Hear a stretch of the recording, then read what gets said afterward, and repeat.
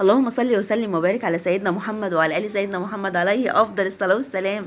صباح الخير والهنا والسعاده على عينيكم. من اجمل يا جماعه، والله من اجمل الجاتوهات الجاتو الشاتو. حلو جدا جدا، طعمه خفيف خفيف فوق ما انت متخيله، طعمه خفيف. فطعمه خفيف والكيك بتاعه خفيف جدا وهش ومفيد قوي، كل حاجه فيه مفيده. بصي خفيف ازاي، انتوا شايفين هش ازاي الكيكه اهي. تحفه تحفه، مهما تاكلي منه تحسي ان انت ما لكمكيش، ما تعبش معدتك. وما شاء الله كل الحاجات اللي بنحطها فيه مفيده عشان حتى اولادنا. يعني لا بنحط محسن ولا بنحط اي حاجه من الحاجات دي. هنشوف دلوقتي هنشتغلنا ازاي. النهارده هنعمل جاتوه شاتو مع بعض كده بطريقه سهله وبسيطه، والصوص كمان بتاعه منه فيه صوص الشوكولاته من غير شوكولاته، وفي نفس الوقت هنحط عليه على صوص حاجه تخليكي كانك بالظبط عامله صوص ده نوتيلا، مش عامله صوص شوكولاته، لا ده انت عامله نوتيلا. تعالوا بقى كده ايه، صلينا على النبي عليه الصلاة والسلام. تعالوا نشوف انا حطيت ايه. انا حطيت هنا كوباية ونص سكر، هحط عليهم كوباية ونص لبن، نفس المقدار كوباية ونص زيت. الكوباية اللي هتعايري بيها هي اللي هتعايري بيها كل مقاديرك. يعني ايه كوباية المعيارية، يبقى كوباية المعيارية كوباية الشاي بتاعتك وهي كوباية الشاي بتاعتك. هحط هنا 5 معالق كاكاو خام اسباني اهو. هنزل بقى هنا، ده بقى السر بقى، بصوا ده روح البندق. روح البندق ده لما تحطيه بقى على الصوص ده، يا ربي يا ربي بجد، بيوديكي في حتة تانية خالص، كأنك عاملة نوتيلا، مش عاملة صوص عادي. تحفة اقسم بالله، حرفيا انا جربته، ولو جربتيه هتلاقيه بنفس ما بقولك كده. روح البندق هتلاقيها عند بتاع مستلزمات الحلواني. يعني هي متوفرة. المهم ضربت هنا الخليط كويس قوي، وخلي بالك الخليط هتلاقيه تقيل. ساعدي بقى معاه بالمعلقة علشان خاطر السكر اللي فيه كله يدوب، ما يبقاش فيه حبيبات سكر يعني. لازم الموضوع ده، يا اما في الاول تضربي اللبن مع السكر، وبعد كده تنزلي بقى بايه ببقية المقادير. انا بعد ما خلصت هنا هشيل كوباية ونص من الصوص ده. الكوبايه الطويله دي قد الكوبايه القصيره دي، بس دي قصيره ودي طويله يا جماعه. بس دي مكلبظه ودي رفيعه. المهم ايه، بعد ما شلت كوبايه ونص كده حطيته على الرخامه، مش هحطه في التلاجة، ما تحطيهوش في التلاجة خالص. نزلت هنا كسرت بيضتين على بقيه الخليط، واديته كده ضربه كده، قعد حوالي دقيقتين كده يتضرب مع بعضه. واللهم صل على سيدنا محمد. بس خلاص اتضرب خلاص، او بقى اتضرب خلاص. هجيب بقى بوله، افضي بقى فيها كده ايه الخليط كله.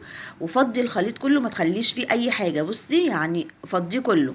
المقادير دي بتبقى محسوبه عليكي. وما شاء الله بيبقى على فكره كميه جوه اسمه ايه الخلاط. المهم ركنت هنا الخليط السائل على بعضه، وتعالوا بقى نشوف هنعمل ايه في المواد الجافه. المواد الجافه عندي عباره عن ايه، الكوبايه اللي هعاير بيها دي بالظبط نص كوبايه معياريه. تمام. هاخد هنا كوبايه وربع اهي، يعني انا خدت نصين وربع كوبايه. انا خدت هنا كوبايه وربع دقيق، هحط عليهم معلقه كبيره بيكنج باودر، هحط عليهم رشه ملح، وهنخلهم كويس قوي اهو. طبعا الفرن عندي انا مولعاه، عشان لازم يبقى ندخل الحاجة على فرن سابق التسخين. انا مولعة الفرن على درجة حرارة 180. هنا هنزل بقى بالمواد الجافة شوية شوية كده، بصوا. واقلب بالمضرب اليدوي. بنزل شوية شوية ليه، عشان اشوف الدنيا ماشية معايا ازاي، بدل ما احط الخليط يطلع معايا تقيل. لا انا اشوف الدنيا فيها ايه، الخليط طلع مظبوط، بصوا قوامه عامل ازاي. هو ده القوام اللي احنا عايزينه اهو.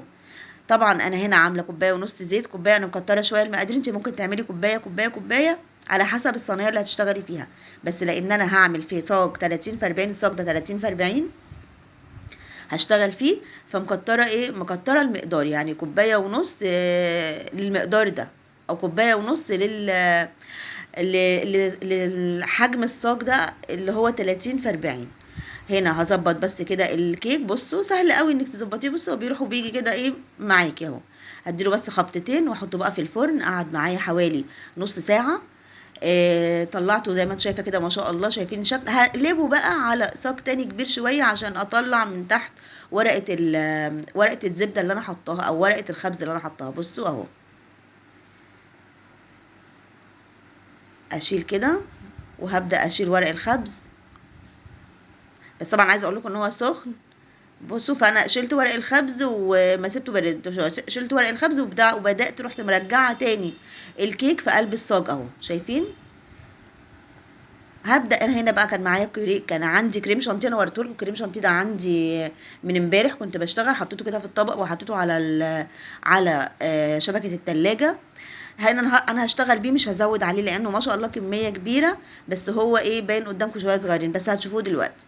المهم جبت كوبايه لبن، حطيت عليها معلقتين من الصوص اللي احنا عاملينه، معلقتين حلوين كده، وبدات اخرم ال- الكيك معانا بشوكه كده، اشوكه، وقلبت الصوص، المعلقتين الصوص اللي احنا حاطينهم في الحليب، وبدات اسقي بقى ايه اسقي الكيك بالصوص ده. عايزه اقول لكم حلو قوي، ولازم تسقيه بالصوص ده عشان يديكي طعم غني ويطعم الكيكه معاكي. خلصت هنا الكوبايه اهي كلها، طبعا لان ده اللبن، بصوا ده لبن على فكره مش بخيره، ده لبن لبن من عند من عند اللبان وانا غالياه.